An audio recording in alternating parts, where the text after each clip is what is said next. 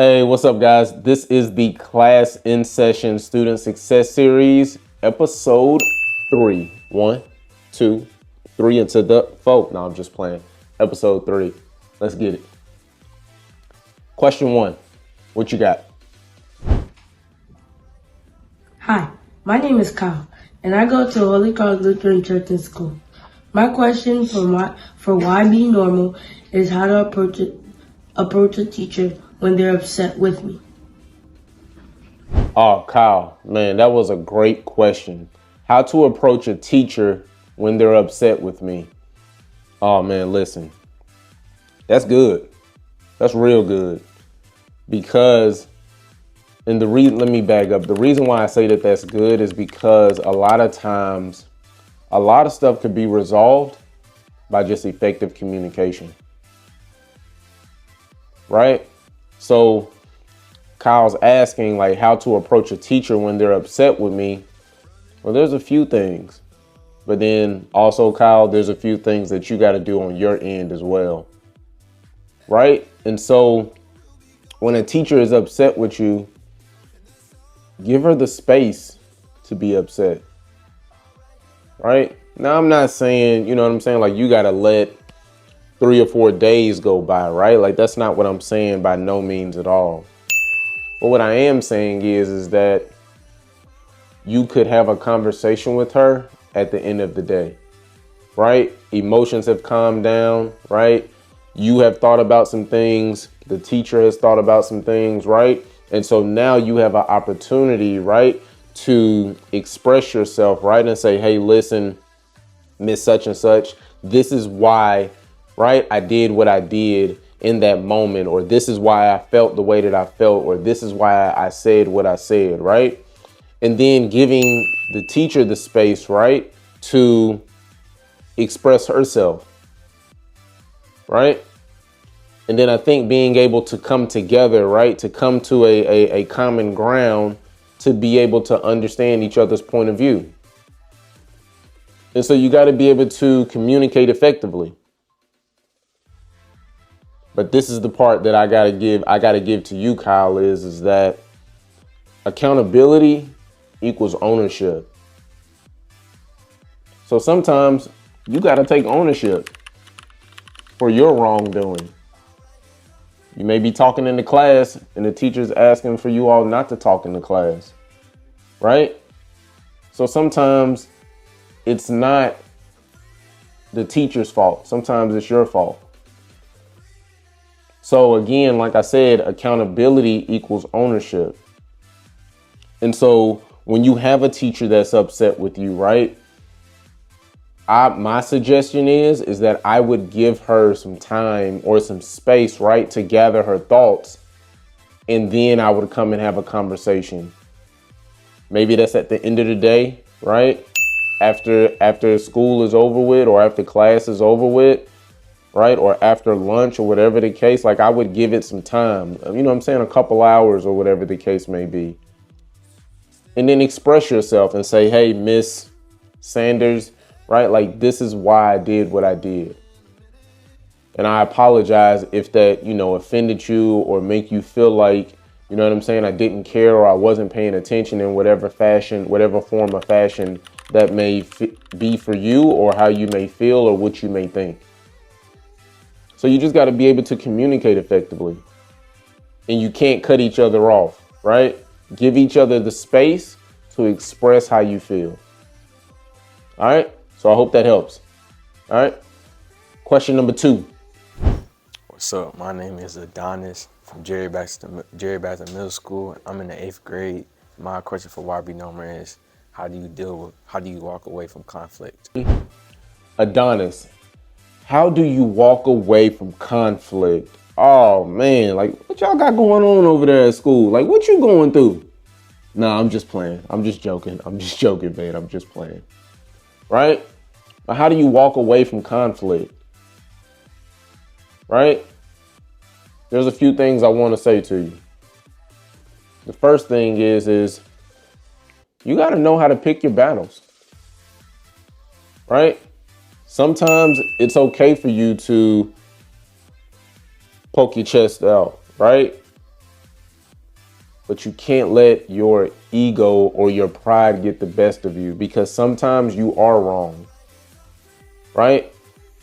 Here's what I had to realize sometimes. Check this out. I'm going to tell you a little secret real quick. I had to realize sometimes that the inner me was my enemy. Oh my. Did you hear what I just said? That my inner me was my enemy. So sometimes I wasn't having conflict with other people. I was having conflict internally. And so when I identified that, and once I realized that, then I was able to start to pick and choose my battles, right? Like, okay, listen, I'm having a issue with this. Okay, boom, you know what? I'm not going to worry about that because that's outside of my control. Oh, somebody is, talking about me. You know what? That's outside of my control. I can't control that. Oh, somebody puts their hands on me. Okay, now that's a different situation, right? And listen, I ain't trying to tell you to fight or, kick somebody's butt. I ain't trying to turn you into Bruce Lee or nothing. By no means. But you have to pick and choose your battles, right? And so understanding how to pick and choose your battles, I think, would be the most important thing for you right now in the season that you're in, especially when you're facing some type of conflict, when you're facing some type of obstacle or opposition. And then the second thing is will it matter tomorrow or 6 months from now? Like, ask yourself that, right? Like, if I go out here and I'm having some type of conflict with a person, will it matter tomorrow? Does it matter? Is it my ego and my pride that's really hurt? Or am I really hurt by what this person did to me or what they said to me? And again, ask yourself, will it matter 6 months from now? So I want you to think about that, because I know when I was your age, right, like I had to learn how to pick and choose my battles. Now, listen, I'm not saying that I was perfect. By no means. I wasn't perfect. Hamilton County schools, they kicked me out of school. I had to go to alternative school. So when I say pick and choose your battles, right, like you got to know what's important and then what's not important. And then ask yourself again, like I said a second ago, like, will it matter tomorrow? Right? Like if I go and handle this situation, or if I go and handle this conflict that I'm having, or this obstacle or this opposition or this problem, right? Like, will it matter tomorrow? And who does it affect? Does it affect you or does it affect the other person? See, now we really getting down to the nitty gritty of things. And so I want to challenge you with something. I want to challenge you with something when it comes to dealing with conflict. I want you to pick your battles. And I want you to ask yourself, will it matter tomorrow?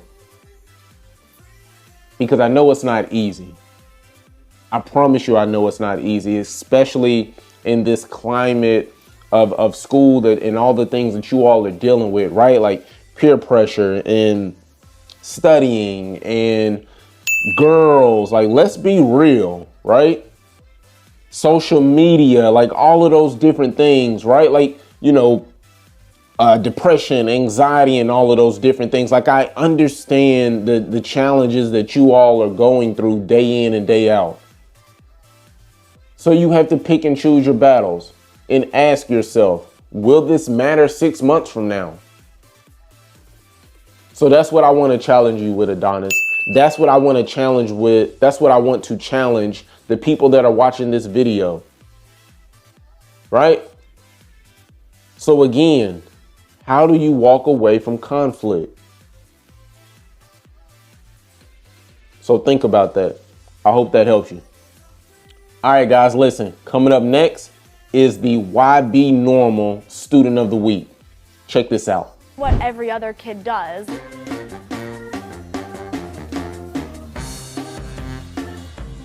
I'm Melina Morse, I'm 14 years old, and I'm the CEO of Zolly Candy. We're here in New York at Drain Reed checking out the after-you-eat treat for a healthy smile.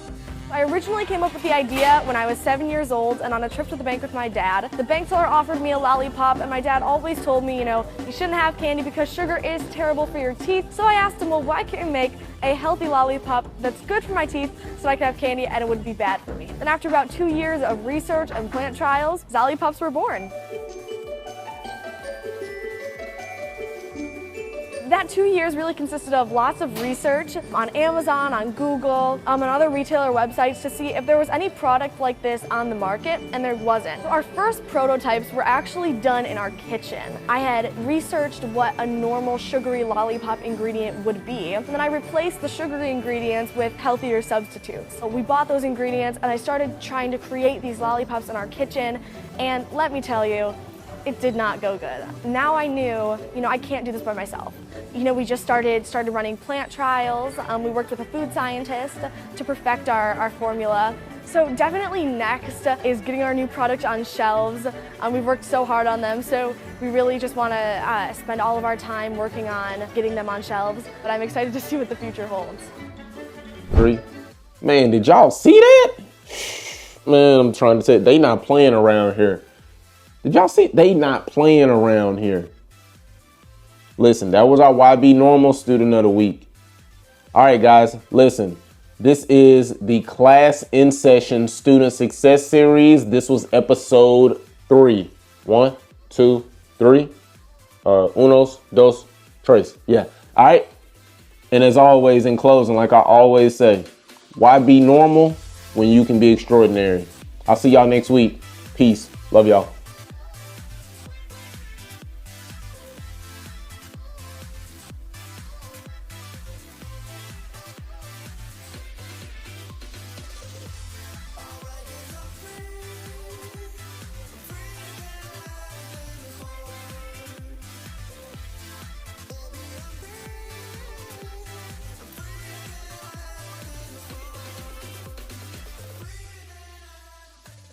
Hey guys, what's up? Did you enjoy this video? Well, check this out. I need you to subscribe. We have so much content, so many videos stored just for you. And I want you to subscribe so they come directly to you. So let's continue to build. And thank you for watching and thank you for supporting us. And as always, why be normal when you can be extraordinary?